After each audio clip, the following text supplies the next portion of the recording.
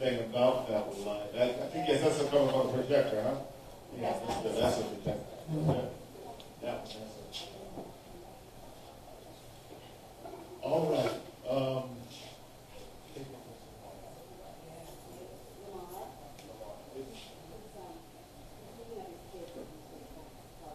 Okay, very good. Panelists, there is a microphone for you to share on the table.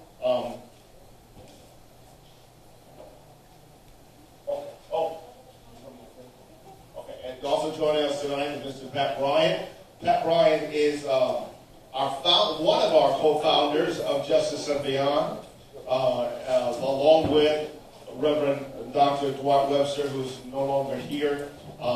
But we are always grateful for Pat being in attendance. We're going to go ahead and get started. If panelists, if you would take just about 2 minutes to introduce yourself with any pertinent information that we should know about you and your work in this area of how utilities may be unjustly charging or have rates that need to be fixed in order to make it more just for the people in this community. So if you would just take about 2 minutes to introduce yourself, please. Let's start with Allison, please. Ladies first. Thank you. My name is Allison Plyer. I'm the Chief Officer at the Data Center. I'm going to be talking a lot about the data that we have available on issues on a range of topics and focusing on some of the affordability data that we have. We've been around since 1998. Sorry, this keeps coming and going, so try to speak up. And our mission has always been grounded in democratizing data. Some of you probably have seen our work, know our work well. We did a report for the Tricentennial of New Orleans that really looked at the question of whether economic outcomes have improved for African Americans since the civil rights era here in New Orleans. Because if you're going to talk about the Tricentennial, you've got 100 years of slavery and about 100 years of Jim Crow, and so, or I'm sorry, 150 years of slavery, about 100 years of Jim Crow. So we thought that really the only thing that would make sense to talk about for the Tricentennial is have things improved since the civil rights era. So I brought copies of that entire publication for you all tonight, because that might be helpful as well. Thank you, Ms. Allison. Mr. Pat. We go to Mr. Rogers. Yeah, all right. Good evening. I'm Howard Rogers. I'm the Executive Director of the New Orleans Council on Aging. One of the things that we perform is that we operate the Power to Care program. That's the program where energy provides us with additional funding so that we can help seniors and anybody who is disabled to pay their utility bill. And also at present, if you've been keeping up with the news, we have a millage vote that's coming up on March the 30th. And if it passes, those particular funds are going to come to us to help us get rid of people on our Meals on Wheels waiting list of the services. Pat Bryant. I'm Pat Bryant. Who's a long-time advocate for social justice. Long-time advocate for social justice. Very concerned about people being priced out of the city with the increase of sewage and water board bills, energy bills, and also Cox Cable. All right. I appreciated what you just said, Ms. Plyer, about going back in our history and where we have been. First of all, thank you all for introducing yourself. Where we've been over the last 300 years. Do you want to talk more about that? And maybe this PowerPoint is about that? Right. Yeah. Go ahead and kick us off, please. Yeah. So I'm hoping someone's up there and will be advancing the slides. I'm not sure. While that's being done, let me just jump in here real quick. We're going to have a question and answer time for our panelists. In order that you may have your question asked, We have a bucket on the left side of the stage and on the right side of the stage. They have index cards in them. If you would write your question down on the index card and drop it in that bucket, or you can hand it to Ms. Sylvia here at the end, and then we will read that question during that question and answer time. But at any time, you can drop that question in the bucket. So, with no further ado, Ms. Adams? Yeah, I don't think anybody's up there. Is anyone up there working the PowerPoint? Okay, all right.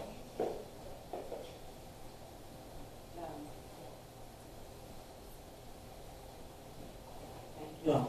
I'm not sure how to fill the time, but what I'm about to show you is, well, first we should say thank you so much for inviting me and Dave. I'm sorry that Mark Gardier, our executive director, couldn't make it. He had to go and pick up his kids. But we are really glad to be here. We're always really excited to have more folks know about the data that we have available. And as I say, our mission has always been rooted in democratizing data. And so I wanted to just briefly show you a variety of data that we have on our website. So you can just click the next slide. So that's the web address there, datacenterresearch.org, and that's what the homepage looks like right now. And if you click it again, there's a little tab there, whoops, go back out, called Data Resources. And so under Data Resources, there's just a wealth of data for grant writing, planning, and advocacy.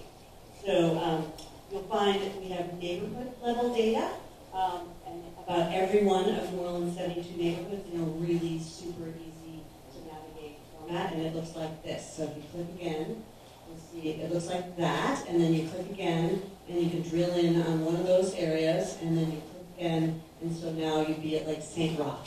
And you have all kinds of, you can't scroll down, but if you just envision that there's all kinds of data about housing and housing costs and poverty and transportation just about that one neighborhood, and we have it about all 72 neighborhoods. So we designed this working with folks in community so that it could be really easy. We improved any difficulties that people encountered so that it's really usable, and we encourage you to take a look if you've never seen that before. If you click one more time, also under data resources, we have a lot of data that can give you kind of a quick analysis of trends pre and post Katrina. So click one more time, and it looks like this. It's called Who Lives in New Orleans and Metro Parishes Now. And so I'm going to just review a couple things that are in there, so you can go back to this in future. So if you click again, one of the things in that particular little data set you'll see is that since Katrina, the cost of living has gone up, while wages have remained flat. So there you see that the median rents, this is adjusted for inflation, have increased 30%. Now, this is called gross rent, and it actually includes utilities. That's how the Census Bureau calculates it. So that's gone up 30%, even when you factor in inflation, since 2004. And then if you click again, you'll see that wages or incomes in New Orleans have actually gone down by 5%. So that's obviously a big problem in terms of affordability. And if you click again, what you see is that now 38% of all renters in New Orleans pay more than half of their pre-tax household income for rent plus utilities. So that's jumped from 24% pre-Katrina to 38%, paying more than half of their pre-tax household income. So even if you've got two jobs or two wage earners, it's more than 38% of all renters are paying more than half of all of their income just for rent and utilities. So you click again. This is some data from that we published from MIT that looks at what exactly are the basic minimum costs now that households have, and obviously it differs by housing type, right, or household type. So at the bottom you can see on the left, that's one working adult, no kids, has less expenses than in the middle, one working adult with one child. That person would have childcare expenses, etc. And then on the right, there's two working adults, two children. So MIT has some really good numbers that help us see, obviously, housing and transportation are some of the largest costs, that all households face. And then you can drill down a little bit more depending on what kind of household type you'd like to know about. And then click one more time. I'll get into our tricentennial publication, which, as I mentioned earlier, it looks at the question of have Black New Orleanians experienced increased economic inclusion since the Civil Rights era? And then it also asks the question, which systems, whether the healthcare system, the incarceration system, whether it's the economy, which system are providing good or poor outcomes for African Americans and also Hispanics in New Orleans. We have some data on the Asians, but not much, because that's a smaller population, so there's just not very much data. So I'm just going to give you a few examples, and I'll try to go a little slower because I know I talk really fast. Sorry about that. But I did bring copies of this report so everybody can take it home. So, and I think it's, anyway, I'll make sure that it's visible. Marissa, do you know where they ended up? They're right over here, but we'll do that at the end. Okay. So they'll pay attention to you. Okay, great, thanks. So there you go. You'll have the whole report. And I'm just going to show you a few things in the report, but there's more that in here than I'll highlight tonight. So if you click again, here this is looking at median household income going back to 1979 in New Orleans by race. So we have white folks at the top and black folks at the bottom and Hispanics in the middle. And this is all adjusted for inflation. So what you see is dramatic increases for white household income in New Orleans as compared to 1979, and then significant decreases for black households over time. There was so there was trends, the 1980s. Of course, we had the oil bust at first, and so folks lost income, and there was some recovery, and even through Katrina. But since Katrina, we've had actually a downward trending in household income for Black and Hispanic households in New Orleans. Okay, you can go to the next one. This one's complicated. What is my favorite? So I'm going to stand up. So this is an even more refined way to look at household income. And basically what it says is if at the bottom here you can see that across the nation, 20% of all households, the highest quintile, that's 20%, earn over $114,000. And 20%, the lowest, earn under $23,000. Everybody see that? On your heads, at the bottom, see that right? So the question basically was, how does New Orleans stack up to that? How many New Orleanians earn in that highest 20%, and how many earn in the lowest 20%, and each of the quintiles in between. That's like the word for the day, quintile. So, and we separate by race. And so what you can see is on the left there, white households. See that's the left graphic. And in 1979, where the graphic starts, 24% of all white households, that's the farthest number on the left, see that? 24% earned in the highest income quintile. So 24% of all white households in 1979 in New Orleans earned in that highest. And if we were on par with the nation, all these numbers would just be 20, right? It would just be 20%, 20%. But white households were doing a little bit better than the national average in 1979 here in New Orleans, and they've done even better, right? So now 29% of them, most recently, are in that highest income quintile, right? And the number of white households that are in the lowest income quintile, that very light blue band, has declined. Do you see that? So down from 23% down to 14%. Everybody following me? Nod your head. Good, excellent. Just because I know it's complicated, so thank you for letting me know you're following. So then, in terms of black households, see the first number is 9% at the top in 1979, earned in that highest income quintile, and that has actually shrunk. And now only 6% of black households earn in the highest income quintile of the nation. And the number in the lowest income quintile has grown from 41% to 47%. So this really helps, I think, to people to understand that, when folks say that we've got kind of a tale of two cities going on here, we really do have a tale of two cities going on. Very, very different experiences for white households versus black households. in New Orleans. Any questions about that before I go on? Makes sense? I know none of you are probably surprised by this, and what we do at the data center is we try to hear what folks' lived experience is, and then find data to see if the data really substantiates it, and of course, many, many times it does. So hopefully, this is something that advocates can use to say, hey, we're having a very different experience than white households are. Yeah, just, oh, Yeah. what triggered the decline? What, sorry, what? You guys know what triggered the decline in household income at the top, at percentile? You went from 9% to 6%. Yeah, Well, that would probably be a whole other study to find out. So just in terms of general trends, what my best guess on that is that there were a lot of more better paying jobs in port and other industries that had gone away. what's that? Right, I'm not sure the teachers were in the top income quintile, right, because that's $114,000, maybe some. And sometimes it's folks moving away, for better opportunities. So anyway, it would be a whole other study to find out exactly what the cause of that. Yeah. There was a publication that came out, Blueprint for New Orleans. Have you heard of this? It was just right after Katrina, Oh, and it was talking about the plans for elite planning for the city of New Orleans.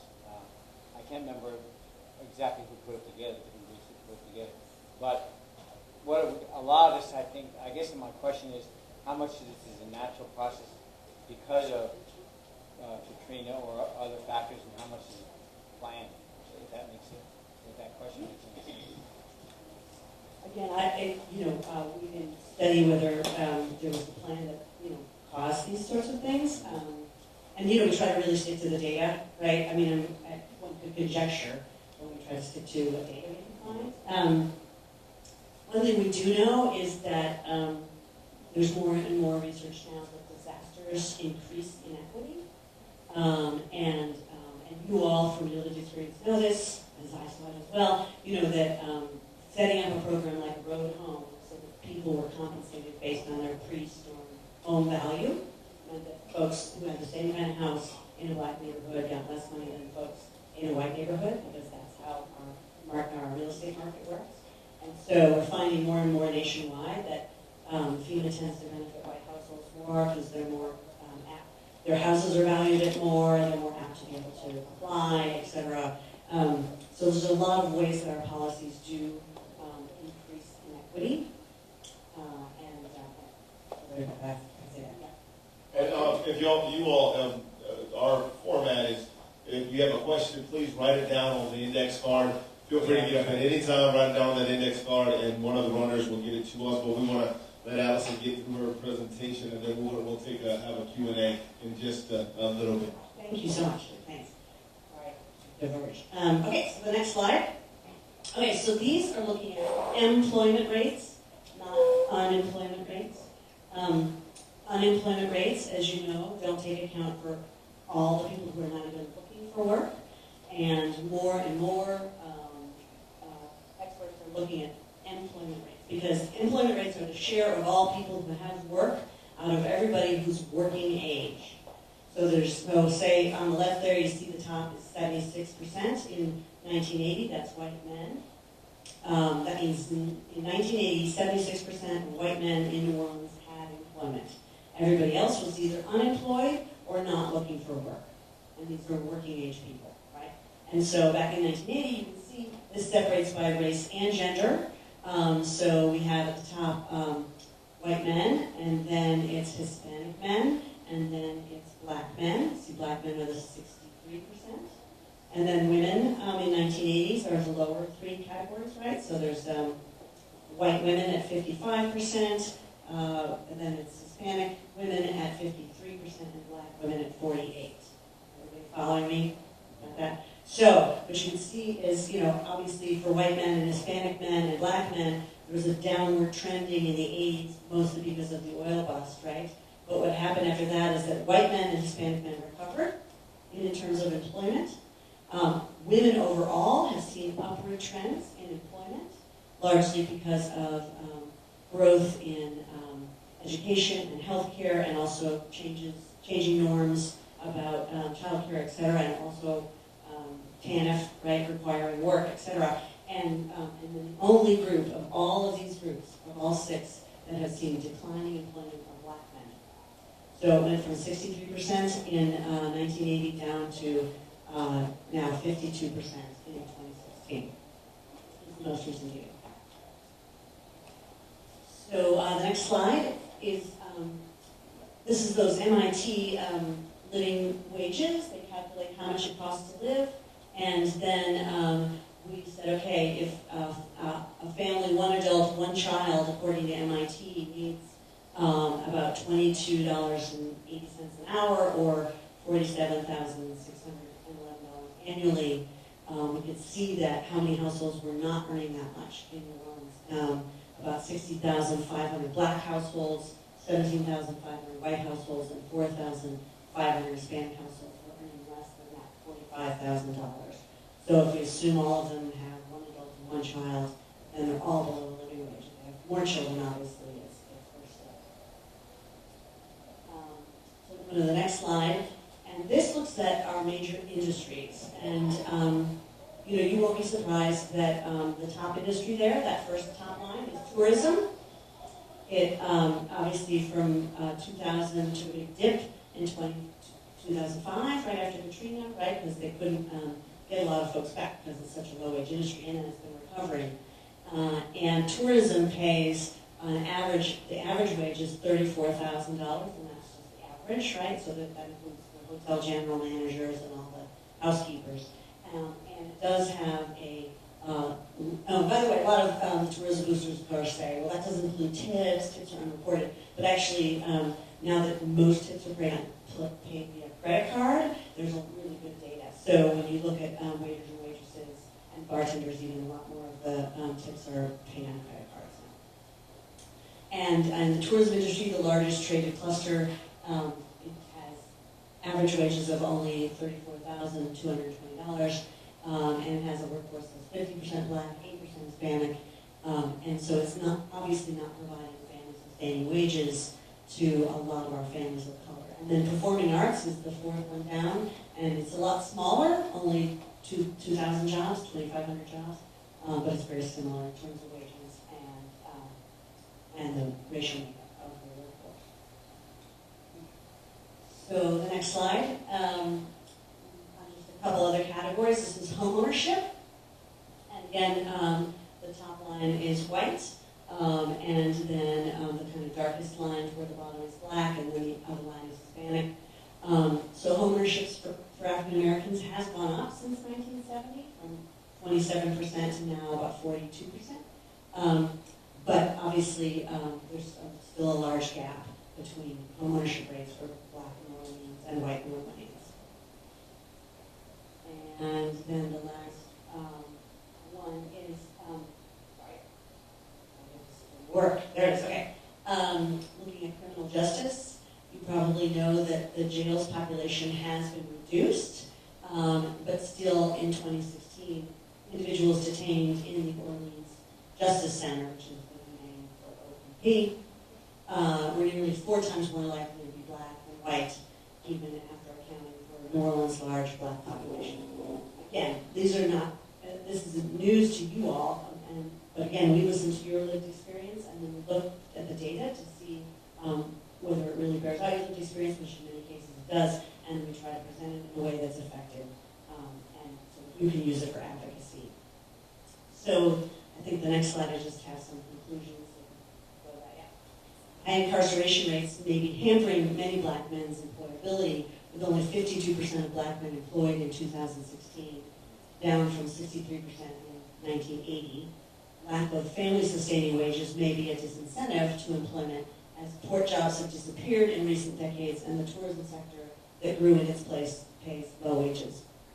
Black New Orleanians have made strides in owning homes since 1970, but the majority remain renters, leaving them in less stable housing. And while many of these trends are not inconsistent with national trends, and nearly every indicator we looked at, New Orleans fares worse than the nation and worse than other southern cities. So there's, as I say, more data in there. I probably showed you enough data to make you dizzy anyway. But there's any of these things that you want to see, the comparisons to other cities or comparisons to the nation, all that's in here as well. Thank you, Ms. Allison. Appreciate that. Let's go to Mr. Howard Rogers from the Council on Aging, and some things that you think is critical that we might know as pertinent to this discussion about the injustice of utilities. Well, in terms of the utilities, ladies and gentlemen, one of the things that, as I said earlier, we help seniors and individuals who are disabled to pay their utility bill. We find that during the summer, the bills are high, and also during winter, they tend to level out sometimes around this time of year, between the seasons. One of the things that we've also noted was that we get a lot of phone calls from individuals about sewage and water board, but we cannot provide any kind of assistance because we don't have any kind of program with sewage and water board. Sewage and water board has one, but I don't know how effective it is. In terms of Cox Cable and cable, we haven't had any type of, I guess you could say, asking or inquiry about how people can pay their utility bill in terms of Cox Cable. But we do get a lot of inquiries, especially when the summer months come, and individuals coming to us trying to help them with trying to keep their lights on. So one of the conversations that I had with Pat prior to this was that in other parts of the country, in some other municipalities, there are, I don't know the particular ones, I just know of them randomly, but there are some cities, their utilities provide a different rate for individuals over the age of 60. Either that or they give them a discount on their utilities, and that is for water and also for electricity. You talked about sewage and water board. You touched on it just a little bit, but at one time, sewage and water board did tell us that at least some of the pillars of Just and Beyond that they had a sliding scale. Have you heard about that? I've heard about the sliding scale, but I have not been afforded the data on the sliding scale in terms of what it would cost for an individual to come in, depending upon their income and how much they have to pay towards their water bill, so that they can keep their water on. As far as us with our particular program, we ask for some identification. Number one, that the individual lives in the household. Number two, that the bill is in their name. Because, unfortunately, we do get individuals coming to us for help. And we find sometimes that they'll come in and say, well, the bill's not my name, the bill's in my daughter's name, because I can't afford to have the bill in my name. What happens is, in previous years, and this was kind of disheartening, but in previous years, Total Community Action and the New Orleans Council on Aging, we both paid utility to help seniors pay their utility bills. Well, before our computers were connected with Entergy, we were just going on the information that the individual gave us. And once we were able to connect all of the payments, we found out that in some instances, individuals did pay a utility bill for 6 months because they were able to go in and figure out how they could come to us, because we'll tell them, come back to us in 6 months. And TCA had the policy to come back to them in 6 months. Well, they would go to TCA. TCA would give them some help. And then they'll wait 6 months. In fact, I used to get tired of answering the phone. Well, I know it's my time. So that means that they would come back to us for us to pay their utility bill, and their bill would be like 2 months past due, to the point where their lights were getting ready to cut off. We pay the past due amount, pay the bill, and then 6 months later they come back. So after we did some inquiries, we found out, as I said, some people were able to scam the system to the point where they didn't pay a utility bill for 6 months. Well, it's not so much they were poor. No. It's the fact that they were able to do that, and what happens is, once our funds are expended, then somebody who really needs the help, we can't help them. Because their name keeps showing up on both of our particular lists every so often. So, yeah, it didn't work, but, unfortunately, we've been able to try to cut back on that so that we can give the help to the people who really need the help. And one last question for you before we move on. Have you seen, the data seems to indicate that we've seen an escalation in people making less than they were before, and so have you seen in your department the need grown significantly over the years? Yeah, what we have noticed, because we keep up, we always get from the federal government what is the poverty level of whatever they consider as the poverty level. What we have seen is that seniors, unfortunately, because of the rate of inflation, whatever the particular amount of retirement that they have, has not been able to keep up with the rate of inflation. So therefore, sometimes they come to us and they have to make a choice. Either I go without lights or I'll go without medicine. So what we can do is help them, to pay that bill and also help them to get some medication.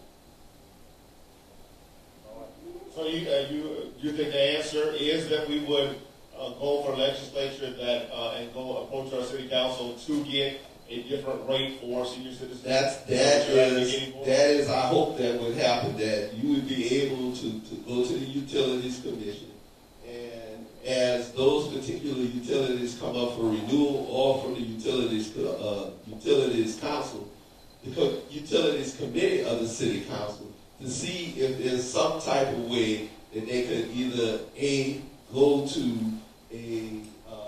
probably a discount service that they could apply to seniors.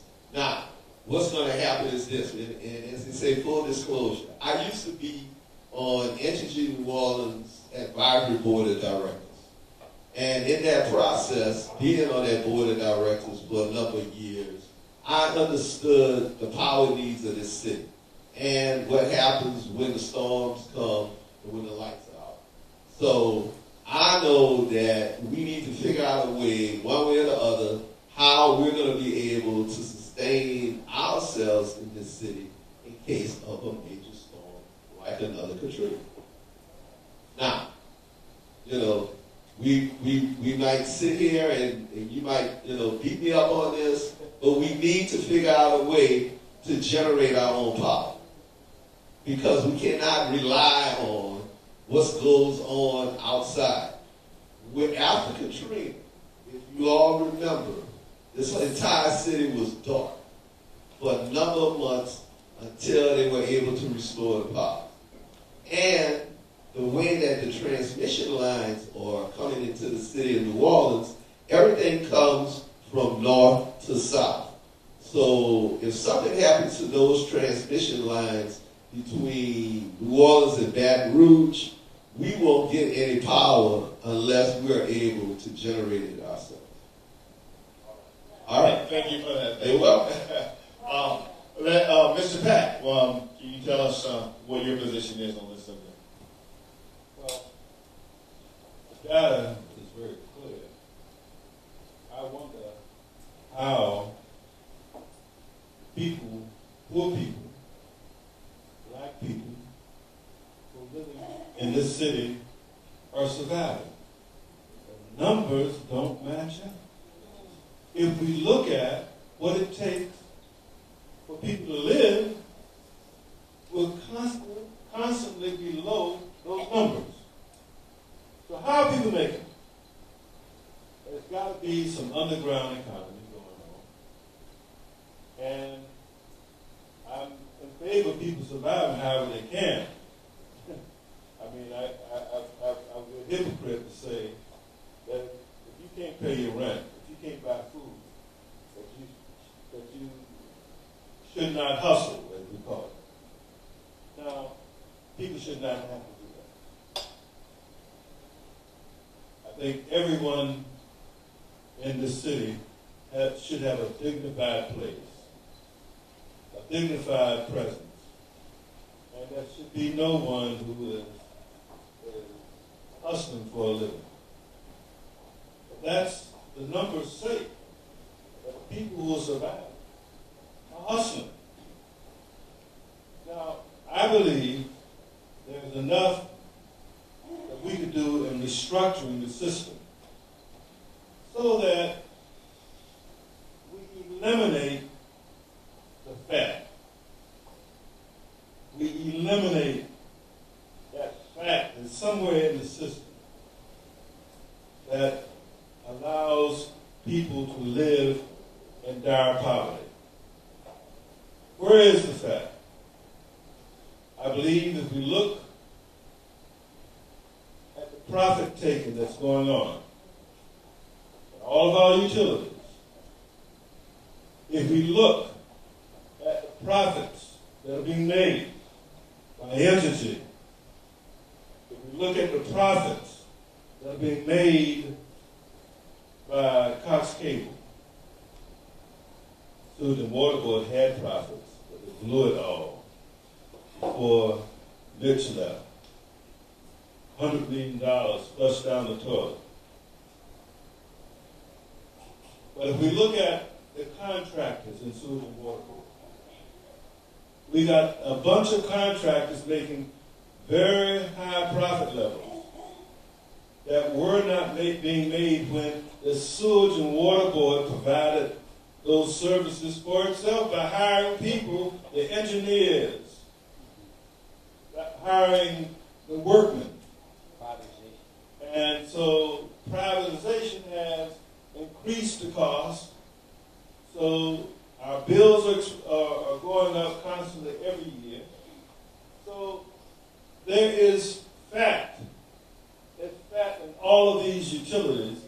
And the only way that I can see, as I study it, the way to get around utilities pricing our people out of the city is two ways.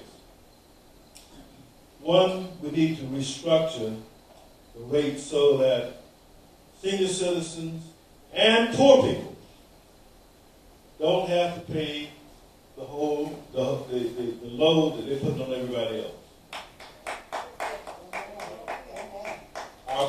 Our poor people and our senior citizens are paying the freight for the large companies, large institutions that are making money. So I think we have to look very closely at how do we restructure the bills. The other part of it, aside from restructuring, as a community, we have to determine whether we have an appetite to save our people from profit taking. So someone has said, we're in a capitalist society. Yes, we are. And the capitalists are getting socialism. We are paying.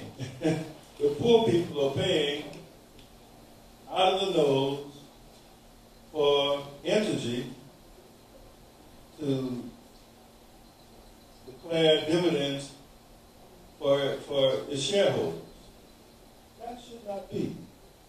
What are the alternatives? I believe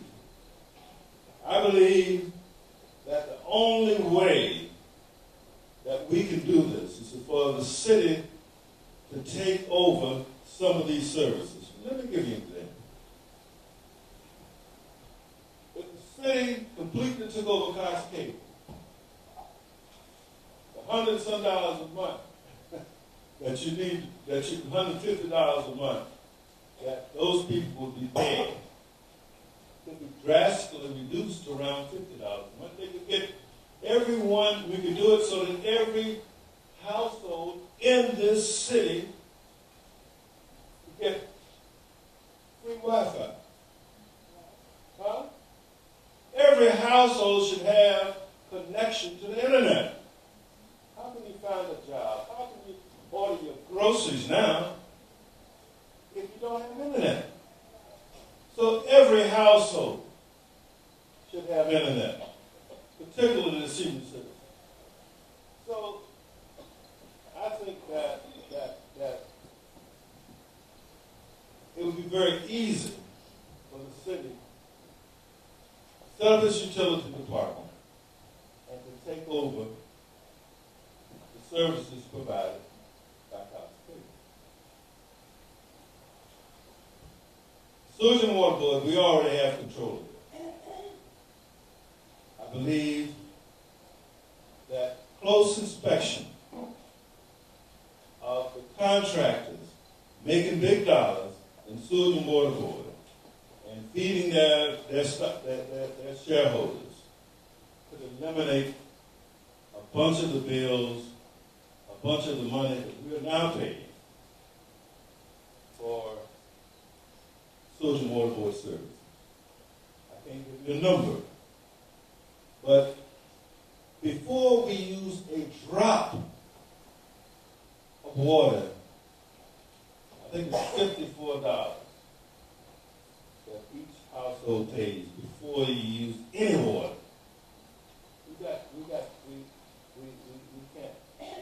can't live like that. Entities, they're constantly going up. They didn't tell us this, but the $210 million is going to be going to cost, they say, for building the electric plant. That $210 million is going to be financed by entities. We're going to use their money. What's the cost of you associated with using their money? We don't know. It's whatever they say it is. Plus, they add on 11% profit on top of that. They add on the cost of maintaining and operating the plant. So what is the increased our bills? We don't know. I'd say at least somewhere between $30 and $50 a month. That's unconscionable. So how do we avoid this? In all of our and there's a clause. I think we have I see a couple of city contracts here. In every contract that the city engages, every contract of any entity in the state, there's a clause that lets the city out of a contract if the entity, the city, determines it cannot afford the contract. We're in a situation, people, that we cannot afford all of these services, the cost for them. So I think and the problem now is political will. The problem is we do not have elected officials who will stand up to the profit takers. As you see in the recent vote for entities plant in the East, all 7 of our council people voted for it. We don't have policymakers who will stand up and take the position of the poor, of the black, and the middle class. Because what we're seeing by these numbers is the so-called middle class is being wiped out. So we need to talk to those people thinking in the middle class and those people, those poor people, those working people. We need to engage with them on the question of affordability of utilities. Can we afford to allow the stakeholders, the profit holders, to push us out of the city? And I think the answer to that question is no. Yeah. We're seeing, Absolutely seeing some displacement of everyone in our city. Thank you, Mr. Pratt. We have some questions that have come from the audience, and Moderator McKenzie is going to ask those at this time. If you have any more questions, please drop them in the buckets. Thank you, Pastor. The first question is, why black people who have a low income job or have to pay a lot more rent than white people? Can anyone answer that?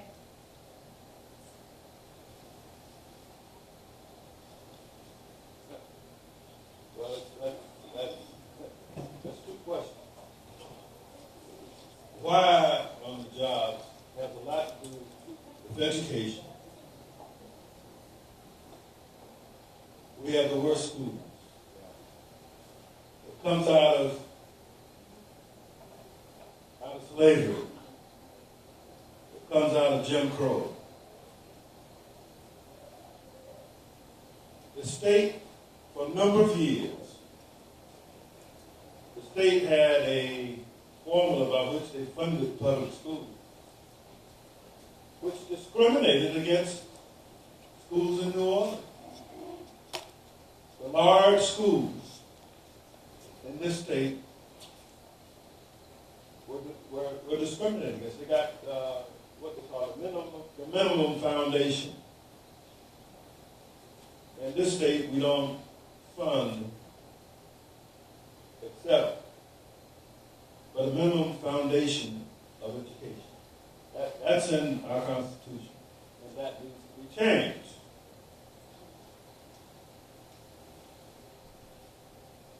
On jobs, a number of employees, people who contract, discriminate against people of color. Our city has been one of the biggest discriminators. Our state has been one of the biggest discriminators. Even we've organized, and our contractors do not get a fair share. Do not get a fair share. Well, if blacks aren't contracting, aren't getting the contracts, who hires the workers? The other thing is our spending.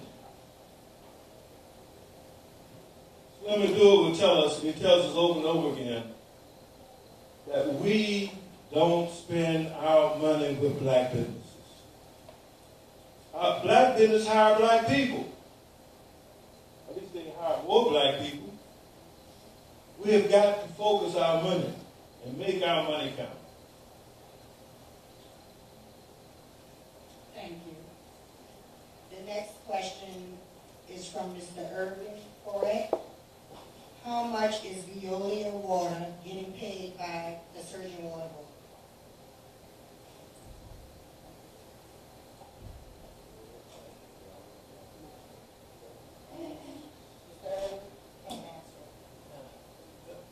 I thought I should bring that up because a lot of people do not know that Veolia Water has a contract with the Surgeon Water Board, and if you go to the plant on Florida Avenue, you see a lot of Veolia Water trucks sitting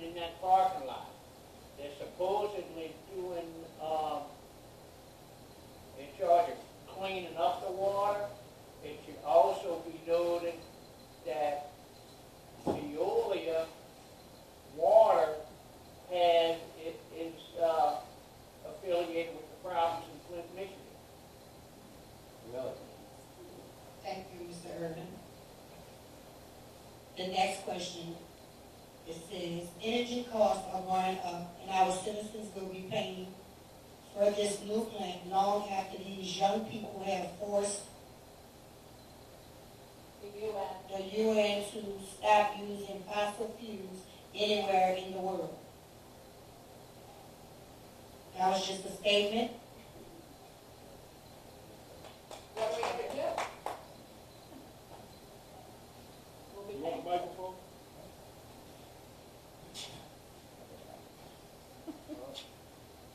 Okay. I guess I will. I'll say.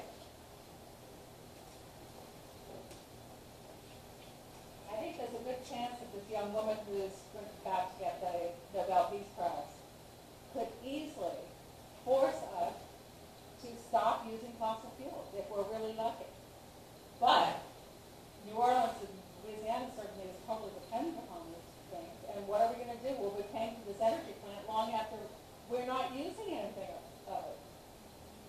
There's something really short-sighted about the way the council is looking at our world. And I think we have to hold them accountable for that. Thank you, Ms. Brooks. I have a response to that. We need 4 council people. It's a political will. We need to elect 4 council people which will understand the gravity of the problem she raised.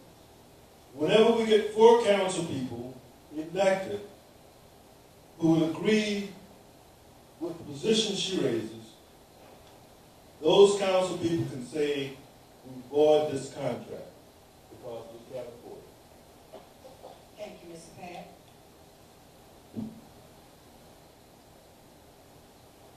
This one is states, our utilities are based on an archaic system. How can we hold our council members accountable to strive to be trendsetters, not people who buy into an old, outdated system of doing what we have always done? Is that Happy John? Well, I think Happy should answer that question. Thank you, Mr. Johnson. Can you come forward, please? Happy, answer that one for us. Come forward, please. Read it for him again. You want to read it again, sir? No. That's your question? This is a setup, but I'm going to walk into it. Boy. Well, I think we have to,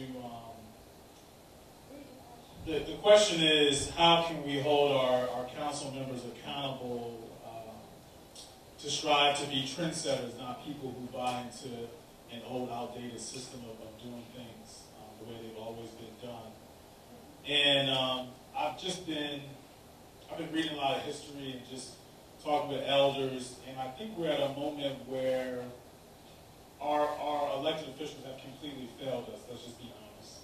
And industry, money from industry is more important than the will and the interest of the common good. And when we look at history, the way that things have been changed is when people make sacrifices.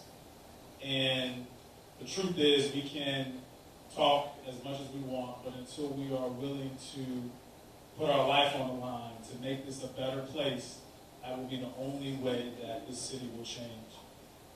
We have to, we can't ask nicely, we have to demand it. And then when more people are willing to go to jail and run for office and get our young people at the front of this movement, I think that's when we might see some real change. Amen. Mr. Johnson. So Happy, when will you run? Let's do it together. Thank you so much, Mr. Johnson. The next one is, can we bring Noxie back?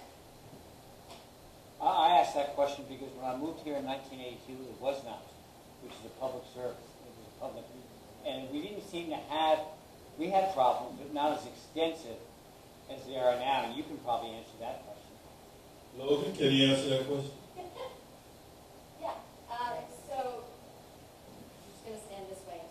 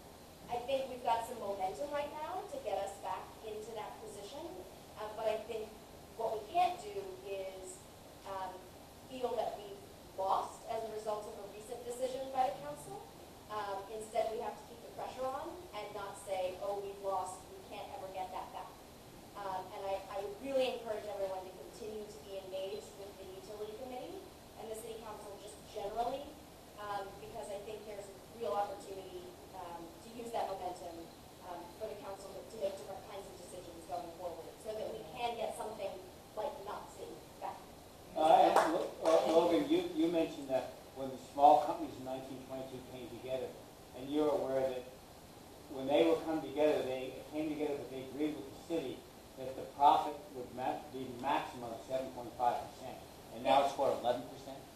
Yeah, that's right, Yeah. that's right. And that's what I was going to say. Perhaps we need to start with saying, look, if it's anywhere above a 5% profit, then we're just not going to allow it. You need to go back to the drawing board and come up with something better than that, so you're not overly putting a burden upon our people. That's up to our city council. Absolutely. And so one of the things Logan said, we need to show up for those utility needs. Amen. That's one place we Amen. can start. Show up, make your voice heard. I think we have another question. Yes. One this Thursday. One this Thursday. For what time? 10 a.m. 10 a.m. Be there at 9. Get a seat. Mr. Irvin. Well, I didn't have a question. I did just want to point out that it was Nazi, New Orleans Public Service Incorporated, that pushed for the creation of RTA so that they would not have to subsidize transit on the electricity and gas bill. Because before RTA, public service took part of the money that was getting paid off the electricity and gas bills to fund transit. They pushed for creation of RTA so they could dump it on somebody else and they wouldn't have to subsidize it anymore. Thank you, Mr. Chairman. We don't have any more questions that have been handed to us. This is our part of our conversation where we start to talk about action. What do we need to do as a coalition, as concerned citizens, as people who have been victims of injustice, to stand together, to unite, to make sure that there is change in our local government and with these utilities. This is for us to answer together in this room. So whoever has a suggested action that we need to take and move forward, you have the floor. Logan just mentioned there's a meeting this Thursday. What exactly is on the agenda for this Thursday? One of the things that's on the agenda for this Thursday is revisiting the community solar rules, which is a tremendous opportunity Right. for people, residents, businesses to have some ownership in renewable energy in a way that it has been difficult for a lot of renters and a lot of folks who don't have the right kind of roof for solar. Another very important thing that is supposed to be on the agenda is a renewable portfolio standard rulemaking. That's a big deal. And so letting the council know, not only, yes, we're for this, for a timeline and a time certain on cleaner energy alternatives and options, but also that it's done equitably so that it isn't just here Entergy is your blank check to make this happen, but how do we make those decisions together so that we don't get price set. So I think those two things alone would be great things for the council to hear from us all, that we want them and how we want them. Because I truly believe that if we're not using all of our voices, if it's just a couple of advocates, we wind up with kind of a one-sided policy. And I don't think that benefits anybody. And that's coming from somebody who is the advocate who's always going to be there. Like, I would much rather hear what people want, what people are prioritizing, rather than just advocate from top down.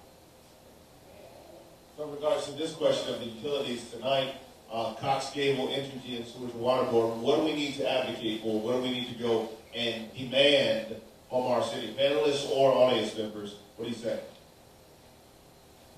Well, I'd like to start out with a proposal that we ask our city council to set up a citizens committee to look at the increase in cost of utilities to our citizens, the impact of these cost increases, and to figure out what can be done. if they set up a committee, citizens committee, to do that, we could ask them to look at rate restructuring and a number of other things, including the city taking over these utilities and running them. Now, I know a lot of people are going to say, well, the city doesn't have good record to run the sewer and water board or anything. But that's because of politics. So that's my suggestion. That we first start, we get a public debate going. What can the city do to stop people from being pushed out of the city because of the high cost of utilities? My opinion is they can't tell us, we don't want to talk about it. So the question becomes, what is the best way? And I hope we'll have our friends from the data center there with us. The data that I saw tonight was paralyzingly accurate. That's what I've been saying. The middle class has been crushed. The black middle class has been wiped out. So, and part of the reason that they're being wiped out is because of the utilities. Allison, let me ask you this. Is there data to suggest, we know that people are being displaced from the city, but is there data to back that up that illustrates that more and more people are being pushed out of the city proper of New Orleans because of the high cost of rent and utilities? Yeah, unfortunately, the data is really difficult to parse that way. So we've gotten that question a lot, and we've gotten that question a lot, and or not necessarily about utilities, but just our people being displaced. And it's actually just very difficult to tell based on available data. So I certainly don't know. The energy that you receive from the solar, you can sell back to energy, and that's why in some instances individuals with solar panels have a very low utility bill. But in terms of this net metering, it's not going back to the individual household where the panel is. All of that energy is going back to energy to go back into the system to sell to everybody else. So I just like to find out, what do you think about it? Anyone? Also, that specific question, Marlo, you want to address that one? Yeah, I have a suggestion and a question. Oh, okay. So much of what we talk about goes back to the city council. I'm hoping, and I'll bring this up at the post meeting, that we can invite one councilor at a time to meet with us, and that councilor would be interviewed with a couple of people from Justice and Beyond. And the way we can make that happen is if people from whatever area the council represents has a one-on-one with that person and says, we really expect you to come to Justice and Beyond. I think when we go to the council, the whole council meeting, as important as that is, we don't have a chance for these one-on-one questions to make sure they really understand what the people of New Orleans need. Thank you, Reverend. All right. That being all of our questions and our action items, I think it is a very good suggestion by Mr. Pratt that we would advocate that the city would set up a subcommittee to research rates and a special rate for those senior citizens and those who are being displaced in the city. So that's a point where we can start. So let's go to closing comments. Let's start with Ms. Allison. In closing, if you just give us about 2 minutes for your closing statement. If you want that long. Well, I certainly appreciate the energy in the room and the the excellent ideas, and the way it's organized is tremendous. Really, and yeah, absolutely. And I think following up on these suggestions just makes a ton of sense. The data center, as I said, I appreciate the opportunity to be here. Also to really hear what folks' concerns are, because those folks who know us well know that we listen, and it might suddenly be a year or 2 years later, and then suddenly we'll be boom, a report on utilities. You all may have solved it before then, which would be great, but we are always trying to see what the pressing issues are, and then we do fundraising so that we can actually create a report that would address some of those issues, pull the data together, make sure it's rigorous, make sure it's accurate, and then really get it out. And so we look for issues that are ongoing and of great concern, and ones that probably aren't easily solved, like this one. So I appreciate the opportunity to be here and the invitation, and do hope that everyone will grab one of these reports. I think we're going to hand them out or something. Yes. Great, and let me know if you have questions. We have a feature on our website called Ask an Expert, and when you have a data question, I know people think, I'm not going to get an answer, but actually you get the fastest answer that way, because it gets emailed to everybody on the staff, and the person who knows the most answers you. And we try to answer within 24 hours. So that's faster than emailing me directly. So really encourage you to use that if you have questions about data. Thank you, Ms. Allison. We appreciate you being here tonight. Mr. Pat or Mr. Rogers? All right. I thank you for inviting me and for listening to my message. Thank Allison for the information. We can utilize that as we go forward in terms of the grants that we're trying to write to look at how we can improve the lives of the elderly in the city of New Orleans. Thank you. Thank you, Ms. Rogers. We appreciate you being here. Mr. Pat? Thanks to Allison and to Howard. I really appreciate the data, and I almost want to set up a desk in your office because there's a lot of information that we need to get out of there to people. If people knew, a lot of people think we're doing okay. If people knew how we've been crushed and how others are doing well, I think there would be a different approach to this. So, and I just want to thank Logan and Happy and all the people in the Cayenne Coalition for keeping alive the fight against energy.